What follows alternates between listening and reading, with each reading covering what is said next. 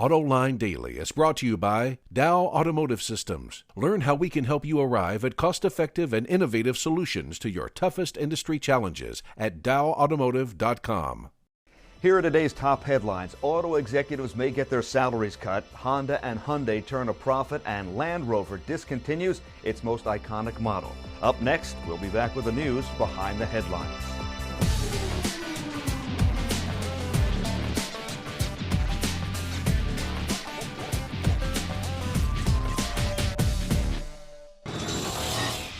This is Autoline Daily for Thursday, October 22nd, 2009. I'm Murray Feldman, Fox 2 News in Detroit, sitting in, or rather standing in, for John McElroy. He'll be back next week. Anyway, here's the news. Well, if General Motors and Chrysler are having trouble recruiting top executives before, this isn't going to make it any easier. The Detroit Free Press reporting that the so-called pay czar appointed by President Obama is cutting salaries for the top 25 at each of the 7 companies that receive government help. Of course, that includes both Chrysler and General Motors. Now, executives at both companies were already receiving less compensation this year, but this may complicate things even more. As we reported here last week, GM has been looking to replace its chief financial officer. However, finding candidates to work for the going wage right now has been a real struggle. Over in Auburn Hills, Chrysler may have a different challenge. With Fiat taking over and integrating its executives from a different scale altogether, who knows who will end up with what? Well, we suppose the pay czar does, and we'll let you know what he decides when his decision is made public. More companies are reporting their earnings today, and Reuters says that Honda will be posting a surprising first-half profit.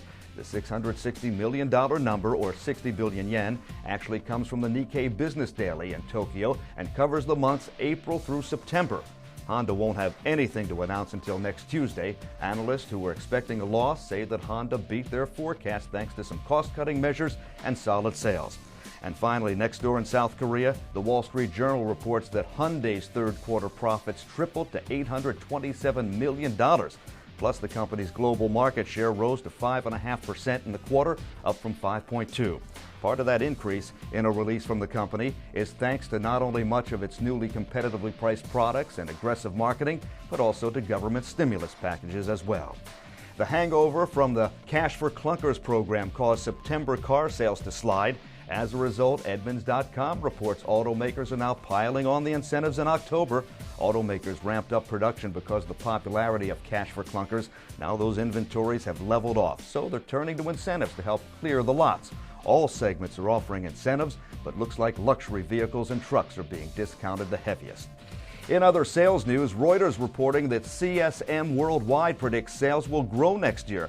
The firm says it sees signs that the worst is over from the economic downturn, and as a result, sales will grow to 11.8 million units next year. CSM predicting that sales will top 10 million this year, 2009. The Automotive X Prize is a contest sponsored by Progressive Insurance that aims to jumpstart the development of production-viable cars that meet or exceed 100 miles per gallon. According to the Detroit News, organizers of the competition have narrowed the number of contestants down to 43 teams from 10 different countries. Some of the ones that made the cut include Indian automaker Tata and a group of engineering students from Cornell University. When it's all said and done, teams that will make the grade will receive $10 million. As a general rule, automakers refresh their cars every 4 or 5 years, while trucks usually go a little bit longer between updates. But there are exceptions. The Detroit Free Press reporting that Land Rover is discontinuing its Go Anywhere Defender SUV after 61 years on the market.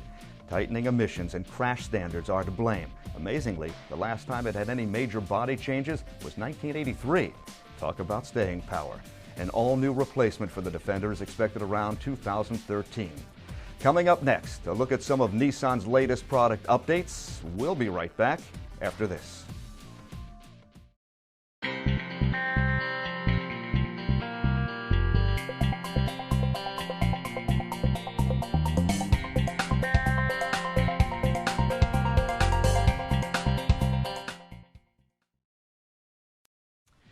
With Halloween just around the corner, most manufacturers are treating us to some new models, but the trick is finding out whose product has more than just a new year on paperwork.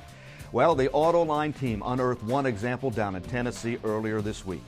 In the shadow of its North American headquarters outside of Nashville, Nissan lined up its 2010 sedans to give the press both a preview of the refreshed foursome as well as a heads up for the coming year. Timing is very good for us because here we are in 2010 model year as it launches. We all believe that the economy is now beginning to pick back up again.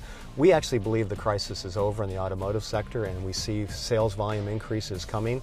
So if they have all the sedans being refreshed all at the same time, we have the freshest sedan lineup of anybody in the industry and we're proud of it up and down the line. So from Maxima on the high end to Versa and Sentra on the low, Nissan saved the biggest upgrades for its #1 volume vehicle right in the middle of the pack, the Altima. From the new exterior styling that included hood, grille, and headlamps on the coupe, many journalists found a majority of the improvements inside the car, with most of that dedicated to technology. Well, one of the first big changes this year is the change to the navigation system. We now have the standard audio system in the Altima is a 4.3-inch screen, which gives us a lot more display space to be able to do things like rear view cameras and display more information. The navigation system's been upgraded. The actual screen resolution, your ability to read it and understand it, is improved by 4 times. So much clearer, much sharper. The upgrades also included the XM weather and traffic package, but perhaps more important, especially for a volume-leading product, is communication.